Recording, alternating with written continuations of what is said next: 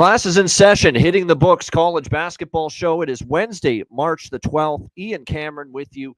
Connor Mack is on his way back to home and will be joining the show as soon as he can. But we'll get the ball rolling in the meantime. Without him, he'll join us shortly. Let's get into it. We got a lot of games. It's all conference tournaments from here until Selection Sunday on Sunday night. So lots of great action, round the clock. All afternoon, all night, we're going to see games going on for the next 4 days, 5 days if you include today. So it's one of the best times of the year. March Madness, you got to love it. Upsets galore as well. Colorado taking down West Virginia this afternoon. How about Southern, the number 1 seed in the SWAC, going down in overtime to Grambling State? Just craziness already, and it's just a sign of things to come.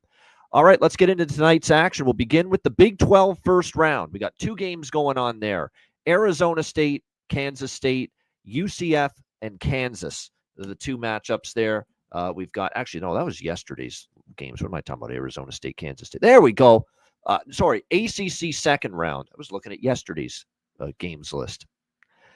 Today's games list. This is the correct list. We'll start with the ACC second round. California, Stanford, Syracuse, SMU. There we go. Got the right games now. We've got in this one, Stanford a 6-point favorite, total in the 140s in that range. And we've got Syracuse and SMU, with SMU about a 9-point favorite and the total around 150 in that game. As far as Cal-Stanford goes, Cal's playing with some serious momentum. I guess the big question I have is, after beating Virginia Tech yesterday, and then they played Notre Dame last weekend to end the regular season, but they beat Virginia Tech in overtime. That was an ugly game, but Cal found a way to win. They certainly are playing with some momentum going into this game, a game under their belt in this venue. Stanford, laying points I don't necessarily trust. I remember down the stretch of the regular season, Cal was getting a lot of points against Stanford. They covered. They didn't win, but they covered in that game. I think I like Cal here. Momentum play. They're getting 5.5 in this game. I think it's a close game down the stretch. I don't think there's a lot of separation between these two teams on a neutral court with a surging team. Maybe you have a mini Delaware starting to show up here in Cal, where team that just basically was a bottom feeder, and suddenly they flip the switch in the conference tournament. They start playing better. There's oftentimes value just riding those kind of teams. Maybe Cal is going to be one of those teams. So Cal plus 5.5 is of interest to me in that one. Nothing on the total. I'm not rushing to bet an over with Cal after what I saw yesterday. It turned into one hell of a low-scoring battle. It only went over because of double overtime, but the total is getting some under support there. And then in the other ACC second round matchup, Syracuse, SMU 9-point favorites, 150 the total. This is another one where I can't explain it. I thought maybe this was only a Jim Boeheim thing with Syracuse, and of course he's no longer there. It's Alvin Autry now. But maybe Syracuse is going to do this again, where they win a game that they're not supposed to. I don't know if they weren't supposed to. They were only a small dog to Florida State, but they did beat the Seminoles. And now they play SMU, and on paper, they're not the better of these two teams. But how many times have we seen Syracuse go on a run in the ACC tournament out of nowhere? We've seen it multiple times.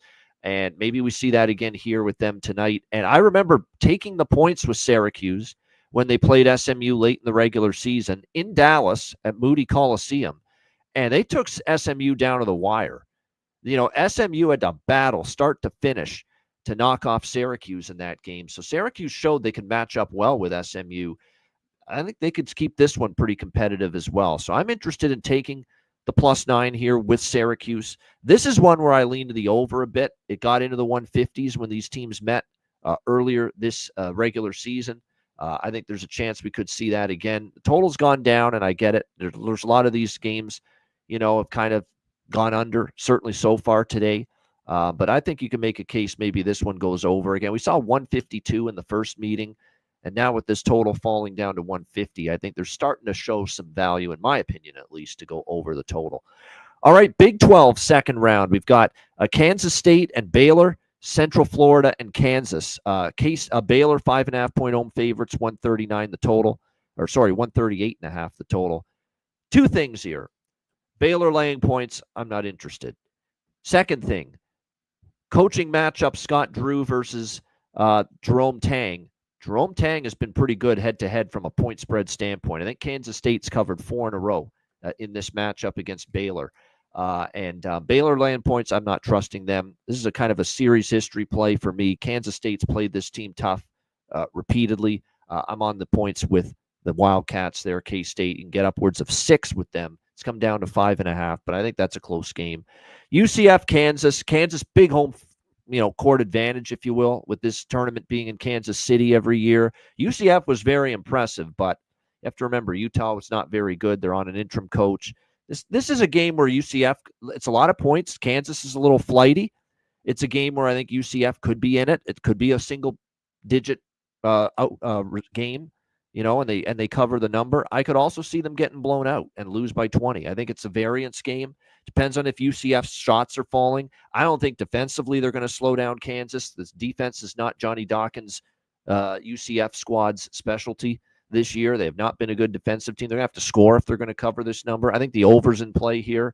I lean to UCF. It's a lot of points, but the only fear I have is that home court for Kansas. And unlike past years where Kansas has kind of been the favored team going into the Big 12 tournament, they're coming into this tournament maybe with a little chip on their shoulder and point to prove, and a little bit under the radar. Iowa State, Houston, teams like that getting the accolades. So that does concern me a bit, but I'm not ready to lay 10.5 with Kansas, even with the crowd in their favor.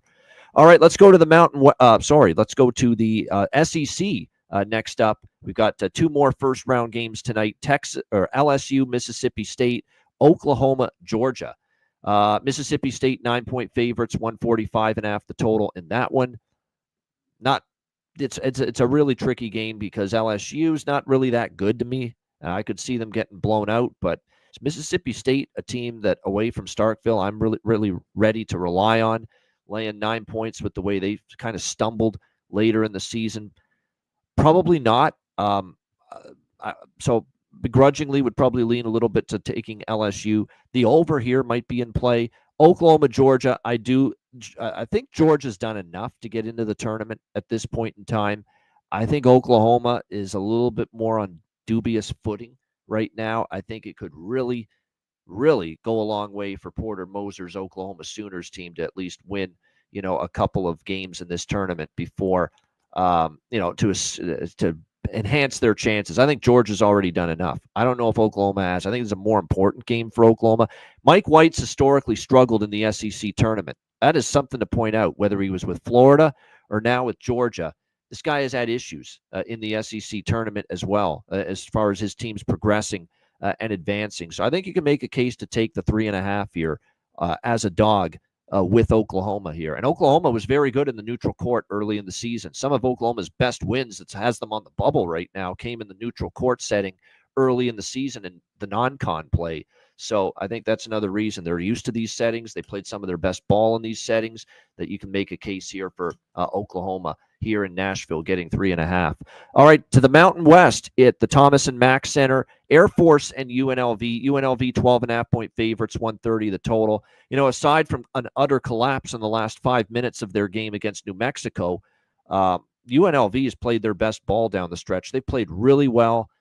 They've certainly been surging, playing strong basketball. That could certainly carry over here into this game tonight against Air Force.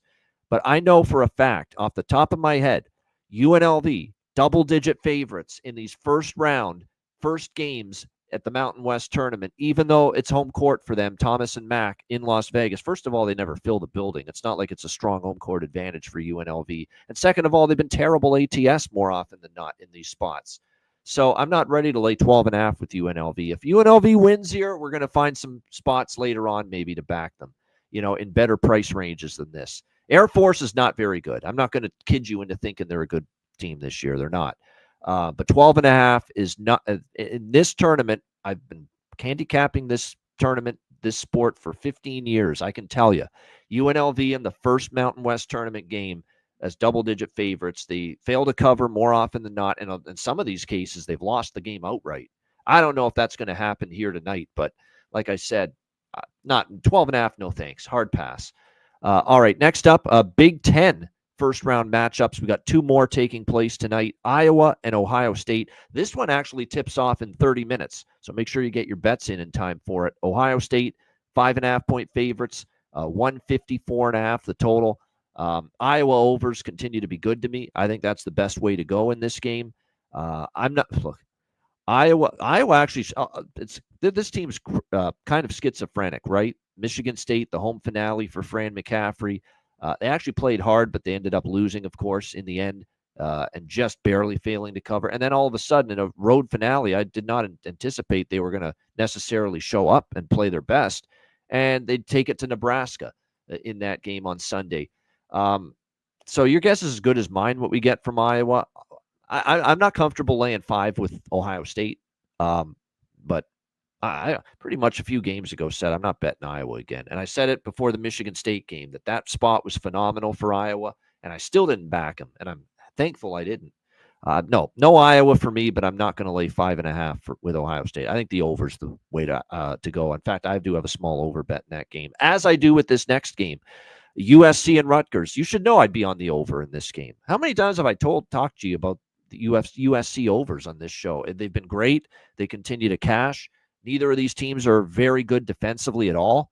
USC 1-point favorites, 153 the total. I think it's up and over the total. Steve Pikiell's team has not been playing good defense for Rutgers this year. You can say probably the same thing about USC.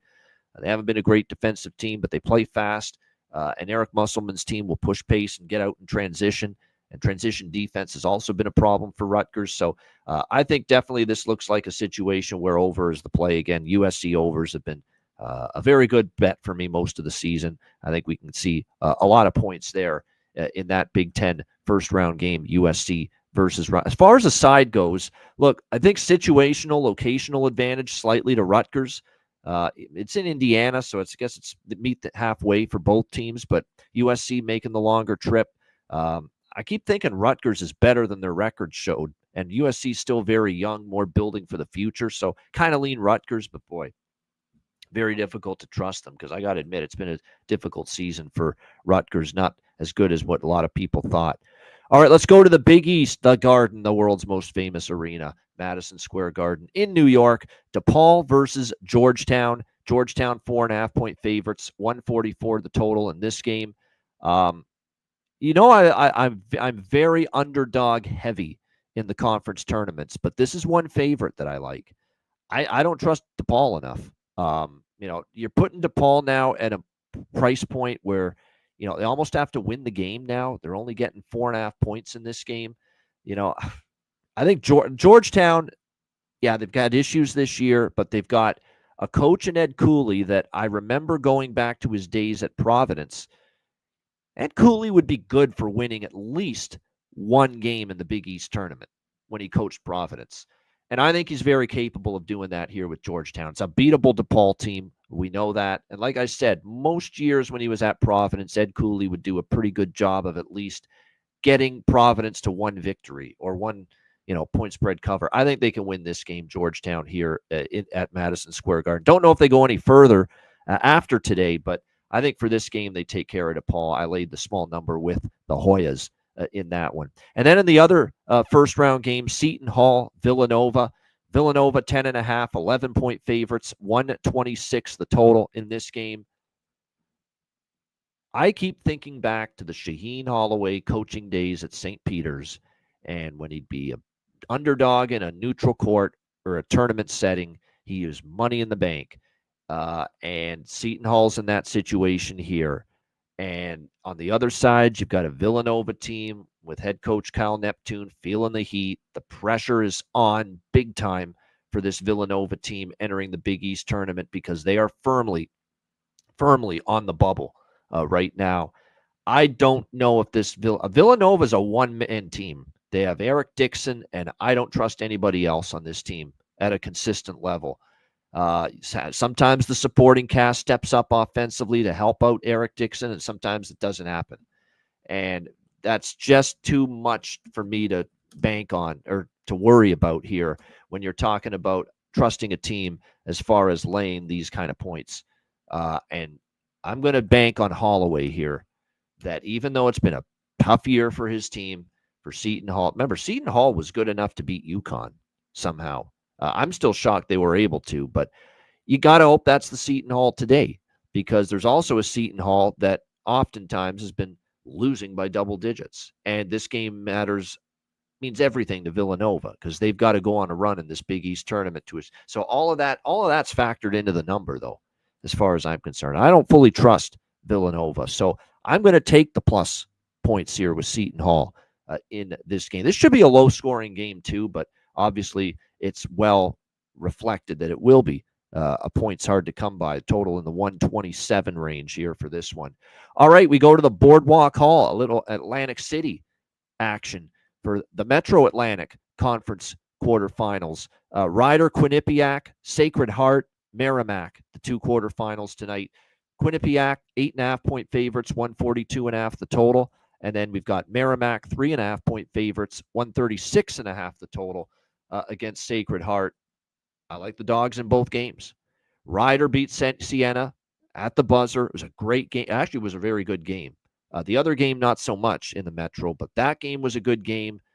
Quinnipiac, away from their home court, has been very mediocre, very pedestrian this year. And this is essentially away from their home court. Them laying 8.5 here. Rider with a little momentum. I think the plus 8.5 is worth taking there. Lean over as well. I think we'll see enough points. Maybe that can go over. The other game, I think, could be an under. Sacred Heart's going to push pace, but Merrimack is slow. They're going to grind this game down into the half court. And the thing that kind of swayed me more toward the under with Sacred Heart Merrimack is the fact that both of the head-to-head games in the regular season between the two teams went under. Both of them stayed under the total. Both of them were lower scoring games. So, and I do think Sacred Heart, I saw an interview with the kid after they won their game yesterday very handily against Fairfield. And the kid's like, we're getting overlooked. They're overlooking me. I don't think people realize the kind of talent we have on this team. Almost like a us against the world type of interview post-game from one of their players after they beat Fairfield. I like that stuff. It means the team's engaged. They're dialed in. I like seeing that. Merrimack struggled and scuffled and stumbled and slumped down the stretch of the regular season. Their offense is very janky, very, very questionable at times. Not what you want out of a team laying 3.5. They didn't shoot their free throws as well down the stretch of the year either.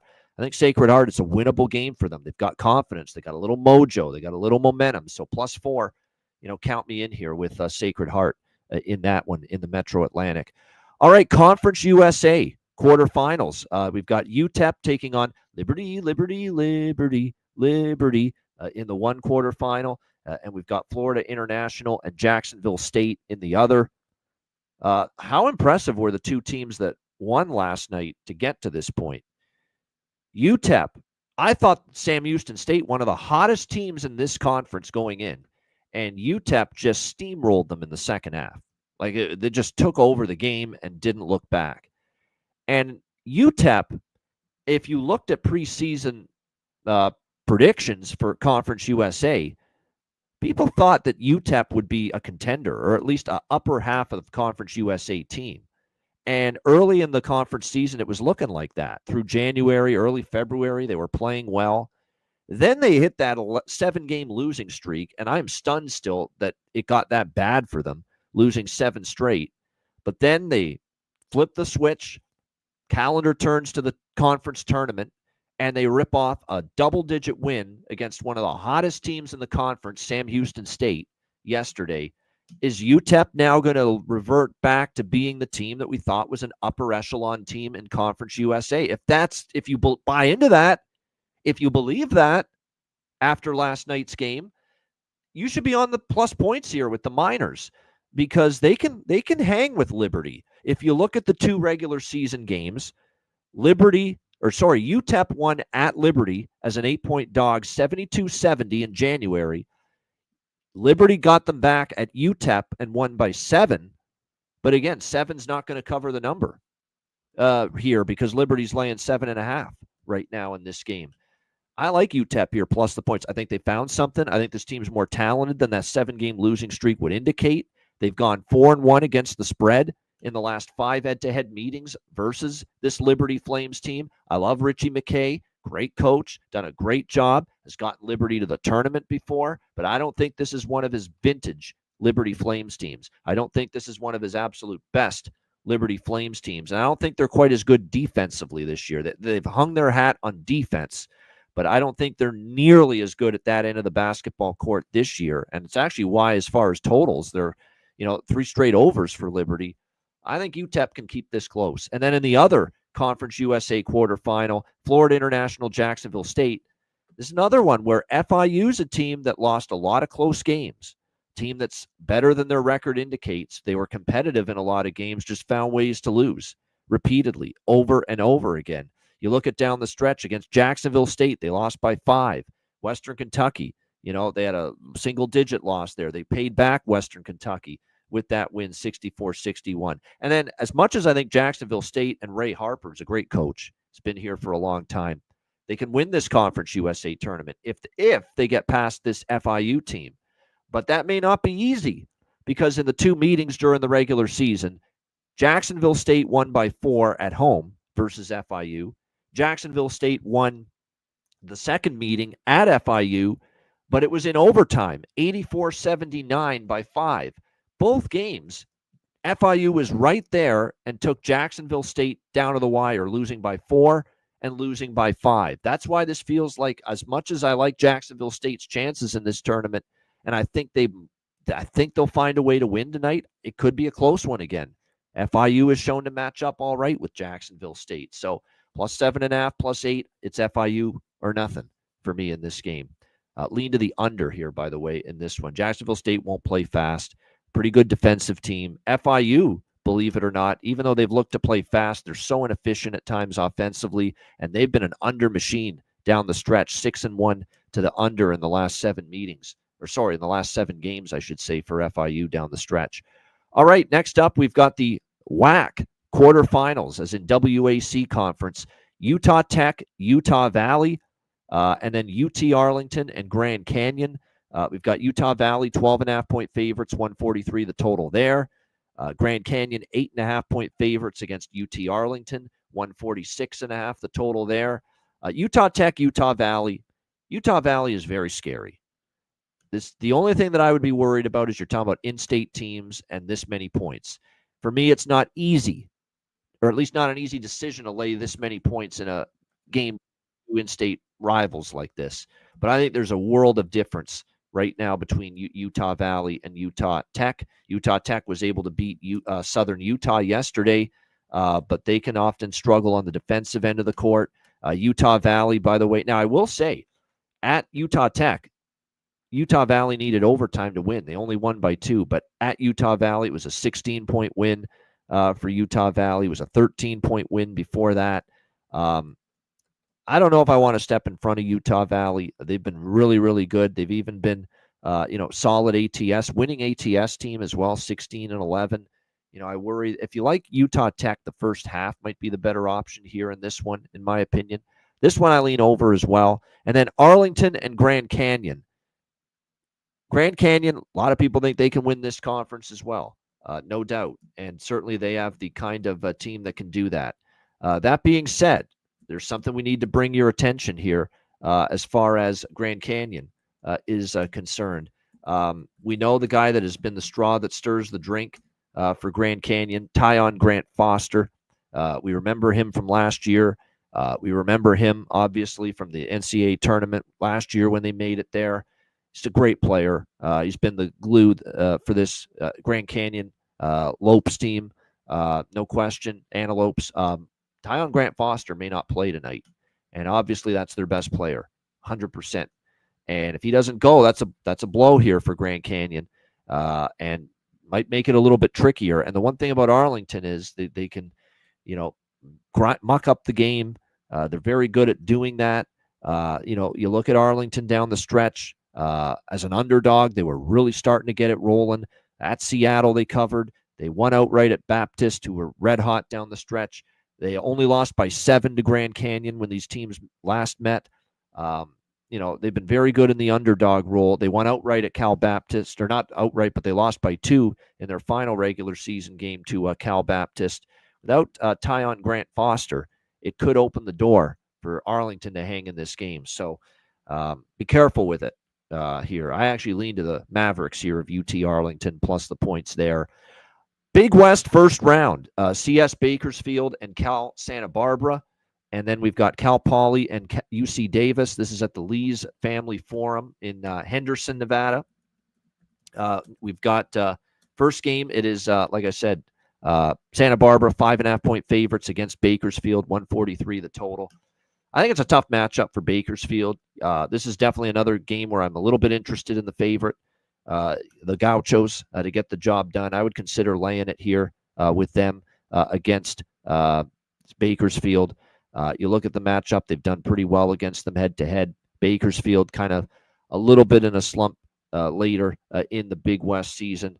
And Cal Santa Barbara is one of those teams that, regardless of how up and down the regular season goes, this is a program with kind of that winning aura in the month of March where they could go on a bit of a tournament run. They've done this before after a mediocre regular season. So I think Santa Barbara would be the way to go for me there, laying the 5.5. Cal Poly and Davis, I think Poly's the better team. I think near pick'em. I like Poly, Cal Poly, the Mustangs here. A lot of rumblings that Cal Davis might clean house. They haven't had a great season. There's been a lot of turbulence, a very erratic year.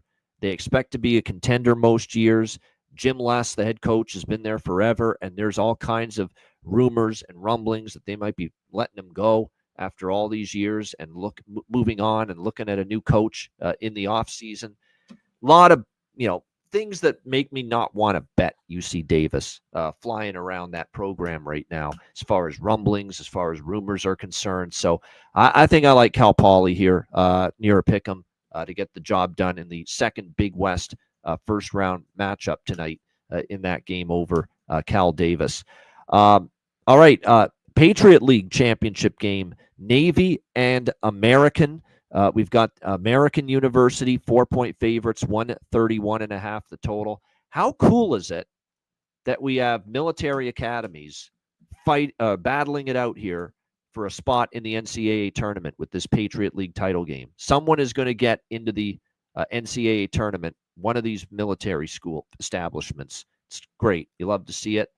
It should be a very hard-fought game, obviously. Whether it's football or basketball, how hard the military schools play. I just think American's the better team. I do. Navy's great, although, you got to give Navy credit. They knocked off Bucknell, the number 1 seed Bison, to get to this point, to get to the championship game.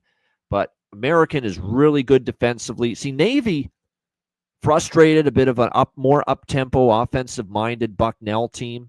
Navy's not going to be able to frustrate American. American is used to half-court basketball, slowing things down, and I think I could see Navy having a tougher time here dealing with American because it's kind of more similar styles, whereas they kind of got Bucknell out of their comfort zone in the last game. And I just think from a pure roster standpoint, American's just a little bit better. So I think American wins. I've got them in the futures as a future to win the Patriot League championship. So I might do a small Navy money line hedge, just a small one, because I've got American at a nice price. I think over plus 300 on American, to win the Patriot League. So I think I might hedge small on Navy. I mean, obviously it should be a defensive-minded, low-scoring battle, but that's also why the total is where it is, 131.5.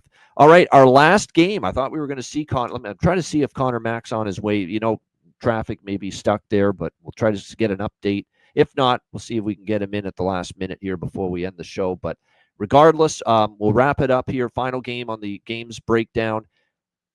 We've talked about a lot of games. Some of them could be very good. A lot of them have, very intriguing. Basketball-wise, and it's not just because this is a conference championship game, but this could be the best game tonight. And I implore you, if you're on the East Coast, to stay up late and watch this one. It's the Big Sky Championship. I think it's two phenomenal teams, two phenomenal programs, two teams that I thought right from the very beginning were going to get to this conference championship game, and they are Montana and Northern Colorado. It's a battle of bears, if you will, Grizzlies versus Bears in this matchup. Northern Colorado, 2.5-point favorites, 147 the total. Montana is one hell of a program in this conference. I have lost count how many times the Montana Grizzlies have gone to the NCAA tournament representing the Big Sky Conference. This is a program that you never, ever count out. And this is a team that was kind of young coming into the year. People thought maybe a step back from Montana. And yet here they are in the Big Sky championship game again, and a chance once again to get to the NCAA tournament. And look, they played great. They dominated Idaho 78-55 last night, led by 20 points from Austin Patterson, Money Williams with 13, Kai Johnson, Tejan Sawyer. They got multiple contributions. They have a solid bench. They play defense. They can score. There's so much to like right now with Montana. That said, from start to finish this year, and in this conference as well, I think Northern Colorado's been the best team. And I think going into tonight's game, they still are the best team this year in the Big Sky, Northern Colorado. And I think it's their time. I do. It's not going to be easy. The pedigree, the culture of Montana in this Big Sky, and how much they've dominated this conference in the past, especially in basketball. But boy, oh boy, oh boy, I think Northern Colorado's it's their time. They are that good. What I like about Northern Colorado is they have balance on offense, three-point shooting, size underneath. They can score the basketball. You look at the stats of the players. They got three phenomenal players that average double figures: Isaiah Hawthorne, Jerron Riley, and Brock Wisney. That is very impressive, in my opinion, for them. They've got 6 different players that play at least 20 minutes per game, which is good to see. Again, they're playing defense at a level that Northern Colorado, I think, in years past really hasn't. Now, you look at the meetings against Montana this year. Northern Colorado went to Montana and drilled them 81-57. It was as impressive a win as you'll ever see. Montana, though, got them back at Northern Colorado 86-78, winning on the road at Northern Colorado in the rematch. So the road team won both meetings this year in the regular season between these two teams. Northern Colorado won in Missoula, Montana, and then Montana returned the favor, winning at Greeley in Northern Colorado. So great game, man. All I can say is make sure you watch it. It's probably going to be one hell of a game. I just think, and the fear is we know what Montana is and what they've done, and they've owned this conference, and they have the culture, and they have the pedigree, and they have the makeup to win a game like this. They've done it before, but I just feel in my gut of guts and heart of hearts, Northern Colorado, start to finish, best team in the Big Sky this year, and I think they cap off this season with a win and punch their ticket to the NCAA tournament. I'm on both teams to win the tournament at plus money, and however this ends, I'm going to come out of it ahead with the futures bets. I took both Montana and Northern Colorado at a plus price to win this tournament. But I think if I didn't have futures involved, I would take Northern. I think Northern Colorado will find a way. I just think it's their time. And I think they've been the best team in this conference start to finish this year. And I think they're favored here for a reason. It'll be a great game. I wouldn't be shocked if Montana wins, but I think it's Northern Colorado that gets it done. Make sure you watch that. That's going to be a good game. Big Sky Championship. Shout out to everyone in the chat. Hit the like button on the way out. That's it. We'll wrap it up with best bets. I guess we're going to miss out on Evan C-Mac on the show today. He apologized. He didn't. I haven't talked to him since he told me he'd be running late, but I know he feels bad and certainly would have wanted to be here. But like I said, we'll get him back tomorrow. G. Martinez, Joseph Joe, Steven Jackson, Old E, Tally Boy 73, Timothy Hake, Justin, Mark A, everyone, Joseph Joe, Jorge Herrera, Rick J, Spoons Bets, Morgan Spooner. Good to see you right then as well. All right. Best bet. Okay, someone's asking me for best over. Okay, I'll give you a best over. Best over. It's got to be USC Rutgers. Has to be USC Rutgers. USC overs have been so good to me this year. They've been a big over team. I've been on a bunch of them. Let's go with that for the best over. 152.5 USC Rutgers. That's not the best bet, but someone did ask me, Joseph Joe, what's the best over? USC Rutgers over. We'll go with that. Best bet though for this show, man, there's some good choices. There really is. There's a lot that was on the short list for best bet, and let's see here. I'm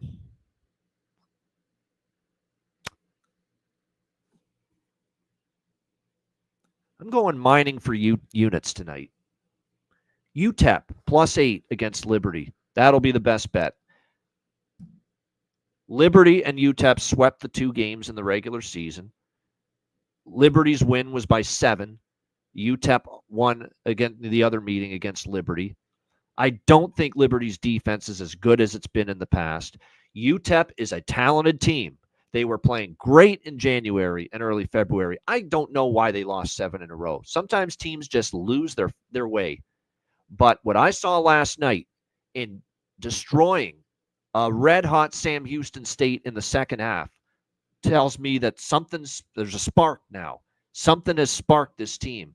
They look like the team they were in January last night. And I think they ride that momentum tonight. And I think at the very least, they give Liberty a game tonight and stay inside the 7.5, 8 in that game in Conference USA. So Liberty and UTEP, we're going to go with the UTEP Miners. There, like I said, get that axe out. We're mining for units tonight with UTEP +8 against Liberty for my best bet here for this Wednesday college basketball card. Shout out to everyone in the chat. Appreciate you guys joining us. If CMAC what I might do is if CMAC has a best bet, I'll try to post it. Maybe he'll post one on his Twitter account. Make sure you follow him at Connor Mac Picks. As you can see, I'm at Bobano Bets. If he does post a show best bet and pass one along to me, I will make sure to post it as well since he couldn't be on the show. But appreciate everyone joining us here. Hit the like button. We appreciate it. And again, we're on Monday to Friday, 5 p.m. Eastern, 2 p.m. Pacific for the rest of the college basketball season. That's a wrap. I'm Ian Cameron. Have a great Wednesday night. Enjoy the games and good luck. And we will be back with you tomorrow on Thursday, 5 p.m. Eastern, 2 p.m. Pacific for another edition of the College Basketball Hitting the Books show. Until then, class dismissed.